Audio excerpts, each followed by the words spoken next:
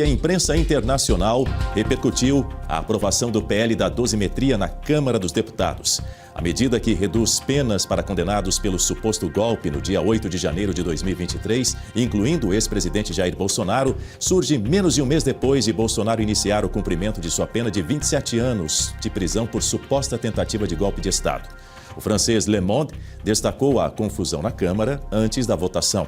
O El País viu na aprovação uma manobra para neutralizar pressões pela anistia. O americano Washington Post e o alemão Deutsche Welle enfatizaram o impacto sobre Bolsonaro. O projeto agora vai ao Senado, onde deve ser votado na próxima quarta-feira, 10 de dezembro, antes do recesso parlamentar. No entanto, a votação da proposta no plenário pode ficar para o ano que vem. Isso porque senadores da base do governo devem pedir vista, ou seja, mais tempo para analisar o relatório que será lido na próxima semana na Comissão de Constituição e Justiça pelo relator, senador Esperidião Amin. O líder do PT no Senado, Rogério Carvalho, confirmou ao portal Metrópolis que a bancada fará o pedido de vista e outros parlamentares também devem acompanhar esse movimento. Como a próxima semana é a última dos trabalhos este ano e a CCJ se reúne apenas uma vez por semana, o tema deve ser empurrado para o ano eleitoral. O presidente da CCJ, Otto Alencar, também confirmou que haverá pedidos de vista.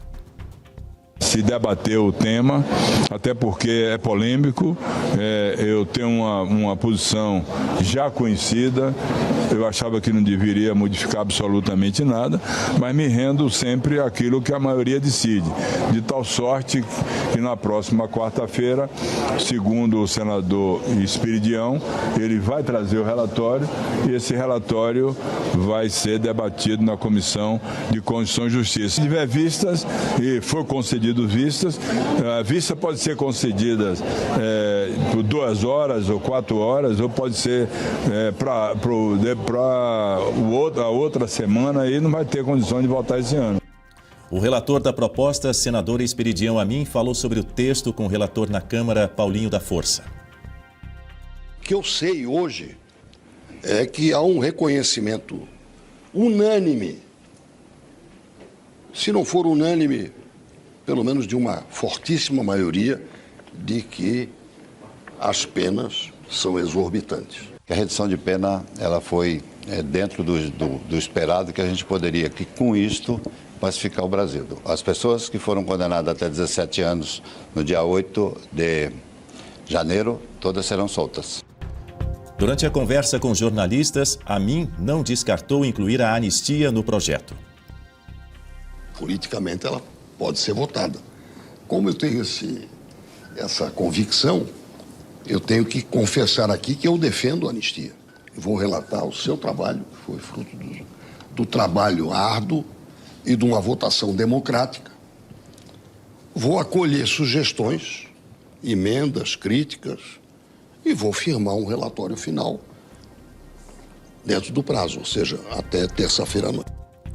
Muito bem, hora de receber as nossas analistas, Berenice Leite e Guta Pini, comigo aqui no Jornal da Oeste, primeira edição, até às 10 horas da manhã. Começo por você, Berenice Leite. Ao que tudo indica, depois do que escutamos aí essa conversa com jornalistas, entre o senador Esperidião Amin e jornalistas, ao que tudo indica a votação desse PL da dosimetria e essa possível inclusão até da anistia também aos condenados do 8 de janeiro, isso vai ficar para o ano que vem. Como é que está a temperatura aí em Brasília? Tá morna, Daniel, temperatura tá morna. Bom dia para você, bom dia, Guta, e a todos que nos assistem aqui pelo nosso país. Olha só, o PL da dosimetria passou pela Câmara dos Deputados, tirou a pressão sobre o presidente da casa, Hugo Motta, e agora quem sequestrou a pauta foi o presidente da CCJ, o senador Otto Alencar, que já tem um histórico, né? Ele é considerado um político de extrema esquerda, ficou ali marcado, inclusive, com a sua participação na CPI da Covid, aquele circo que nós presenciamos, ele como médico, numa total falta de respeito com médicos que à época ali defendiam o off-label, né? Defendiam o tratamento antecipado, antes de esperar para que fosse para o hospital só depois que a pessoa estivesse passando mal. É justamente este o senador que, inclusive, estava segurando a pauta do Messias também, que pode ir para a cadeira do STF, mas não tinha votos suficientes, e agora entrou em jogo e falou o seguinte: quero que esse texto passe pela CCJ. E o objetivo foi muito claro, justamente tentar ali trazer mais morosidade na aprovação do projeto, que deveria seguir direto para o plenário, já que tem um requerimento de urgência que foi aprovado, e agora a relatoria caiu nas mãos do senador Esperidião Amin, que tem um perfil totalmente diferente de Paulinho da Força, né? Ele que tem uma postura conservadora, que defende, inclusive, a anistia, né? A anistia no seu significado real, o perdão, o esquecimento. E diante de toda essa morosidade, é como dizem naquela velha história, né? Já que não vai dar, já que estamos percebendo, e foi isso que eu ouvi dos parlamentares, que pelo jeito a promessa de que os presos do 8 de janeiro poderiam passar o Natal com seus familiares, por que não mexer nesse texto? Então, assim, diante de uma expectativa que esses votos não aconteçam no Senado ainda em 2025, e talvez fique só para 2026, Esperidião Amin deixa ali, né, esse mistério e vai entregar o relatório na próxima terça-feira para que seja votado na quarta. Os interlocutores, senadores da base governista, já disseram que vão pedir vista, ou seja, mais tempo para avaliar o processo, com um objetivo claro também de atrasar tudo isso, mas lembrando que quem deu ali o primeiro passo, né, e interveio, digamos assim, foi o presidente da CCJ, o senador Otto Alencar.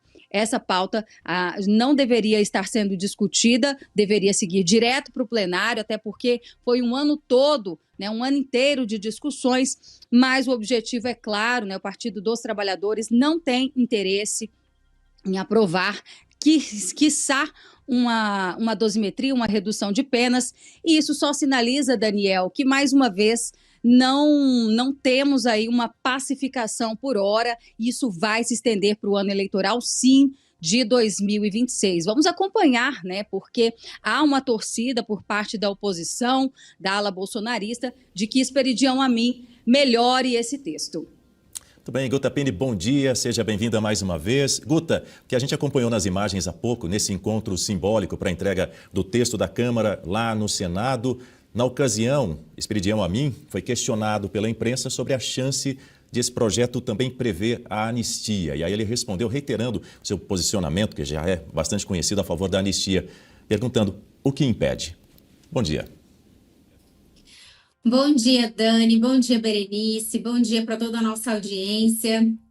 Olha, Dani, embora o senador Esperidião Amin sinalize aí que ele é a favor da anistia, todos sabemos disso, ele sempre foi um grande defensor da anistia, ele sempre se posiciona contra os abusos do Supremo Tribunal Federal, ele fala muito sobre o inquérito das fake news, em todas as sabatinas dos últimos ministros ao Supremo, ele trouxe esse assunto para a mesa, mas o fato é que o ambiente político em que nós nos encontramos hoje já está muito claro que, infelizmente, a anistia não é algo que está na pauta. Então, naturalmente, ele fala, eu entendo isso mais como uma sinalização para o seu eleitorado, para a sua base, para, enfim, os brasileiros que estão ao lado dessa pauta, mas considerando que isso aí precisa passar pelas casas legislativas, no momento, infelizmente, não há ambiente para a aprovação da anistia. E pelo que nós estamos vendo,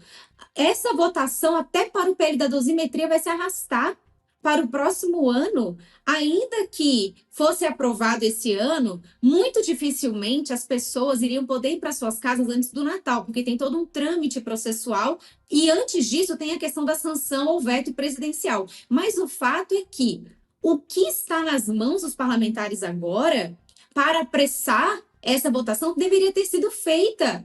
Isso nos frustra demais. Essa articulação deveria ter sido feita antes, muito antes, se já se viu que o processo seria pautado na Câmara, ia ter a votação, por que não teve uma articulação, se é que não teve? Porque nós não estamos vendo resultado sobre isso. Estou presumindo que não teve uma articulação dos próprios senadores de oposição. Quando esse texto chegar aqui, o que nós vamos fazer? Sim, o Otto Alencar já tinha sinalizado que ia mandar isso para a CCJ, mas não tem alguma manobra regimental que dá para interferir nisso aí? Vamos fazer um pedido de urgência, vamos mostrar os votos. Já foi passado na Câmara, onde precisa de muito mais votos. Será que não tem como construir isso no Senado? E agora na quarta-feira, que vai ser votado na CCJ, será que não tem como ele apresentar esse texto antes? Faz uma sessão extraordinária, antecipa esse calendário. Eles fazem isso até com PEC, não vão fazer com projeto de lei? Pois é, depois desse possível pedido de vista, a oposição poderá ter de lidar com uma outra questão: o provável veto presidencial de Lula. Sobre isso, vamos ver o que disse o deputado Nicolas Ferreira. Existe um prazo de 15 dias, se eu não me engano, para o presidente da República sancionar ou vetar. Dá para poder, mesmo se ele sancionar, dá para poder passar o Natal e o Ano Novo, que é o nosso desejo, mas se ele vetar, vai ter todo o processo aqui na Câmara e eu não tenho dúvidas que a gente derruba esse veto. Pois é, Berenice, já a senadora Damares Alves, ex-ministra do governo Bolsonaro, declarou à imprensa que Lula não deveria vetar a dosimetria porque é, na avaliação da parlamentar, uma questão humanitária. Exatamente, mas o presidente Lula, vocês sabem, não está preocupado com isso e mente o tempo todo. Vamos lembrar que naquele encontro que ele teve, ainda que muito rápido, com o presidente dos Estados Unidos, Donald Trump, ele disse que o ex-presidente Jair Bolsonaro teve direito ali ao direito amplo à defesa e que pode recorrer em todas as instâncias. O que não aconteceu, né? Na verdade, quem teve todos esses direitos garantidos, recorreu mais de 400 vezes, foi o ex-presidente, aliás, o presidente, né? O atual presidente Lula. Então, assim, ele ignora a realidade e deixa muito claro que vai votar, sim, pelo veto, né? Ainda que não contemple esse texto diretamente o ex-presidente Jair Bolsonaro, Lula tem um sentimento de vingança dentro ali de suas argumentações, quando ele fala em derrotar o bolsonarismo, seus discursos em inaugurações, em lançamentos de programas populistas, ele sempre deixa muito claro, né, esse discurso do nós contra eles, sempre está com o nome do ex-presidente Jair Bolsonaro na boca. Então, assim, não dá para esperar nenhum tipo de compaixão por parte do presidente Lula. Ele certamente vai vetar esse projeto. E se não fizer isso, vai desagradar praticamente todo o seu eleitorado, né? A sua militância, que espera que ele faça isso. Então, assim, a oposição já se prepara, claro, para pressionar ali o presidente do Senado, porque qual que é o próximo passo? O Congresso dar a última palavra, que será a derrubada do veto do presidente Lula. Então, isso vai estar nas mãos do senador Davi Alcolumbre, mais uma vez, porque ele é o presidente do Senado e o presidente do Congresso, e a derrubada de veto só acontece em sessão do Congresso, não é numa sessão plenária que acontece semanalmente, né? Então, assim, é preciso marcar uma data, uma sessão do Congresso, e nós já vimos neste ano, por exemplo, várias sessões do Congresso serem desmarcadas porque tivemos ali alguns telefonemas que saem do Palácio do Planalto e chegam ali na presidência do Senado, pedindo para cancelar sessões do Congresso. Vocês devem ter acompanhado ao longo desse ano várias situações como essa. E isso não está descartado, até porque sabemos que Davi Alcolumbre, apesar de nos últimos dias ter demonstrado aí uma certa irritabilidade com relação à indicação de Jorge Messias para a cadeira do STF, ainda continua sendo, sim, um aliado do governo Lula. Continua mantendo suas indicações nas estatais e, portanto, tem um papel relevante e, sim, pode alçar ali esse anseio do PT, que é atrasar o máximo possível a aprovação desse projeto. Daniel. Guta Piña, quer complementar? Só trazer a questão do prazo para o veto, são 15 dias úteis. É isso que está na Constituição Federal. Então, não são 15 dias, não são 2 semanas, são 15 dias úteis. Então, o Lula tem tudo aí na mão para atrasar o máximo que ele puder a apreciação desse projeto de lei para decidir pela sanção ou pelo veto. E vejam só, se o relatório na CCJ só vai ser apresentado na semana que vem para votação, façam os cálculos. É impossível. Não dá tempo de terminar isso antes do Natal. E o meu palpite é que se o Lula não vetar, essa é a tendência, eu acredito que ele ficaria silente, ele não faria nada. Ele simplesmente não mexeria nesse projeto de lei. Por quê? A Constituição diz que se o presidente não vetar e nem sancionar nesses 15 dias úteis, a lei é considerada sancionada automaticamente. Então, se ele não quiser jogar nem para um lado e nem para o outro, ele simplesmente vai ficar em silêncio inerte. E aí vai esperar passar os prazos, o prazo dos 15 dias úteis, para daí a gente ter uma resposta de como é que fica esse projeto de lei no cenário. Se ele vira lei ou, enfim, se vai ser vetado e precisa ser derrubado lá na frente pelo Congresso numa sessão conjunta, como a Berenice bem lembrou. Então, tenhamos isso em mente. O prazo que o Lula terá para vetar ou sancionar são 15 dias úteis.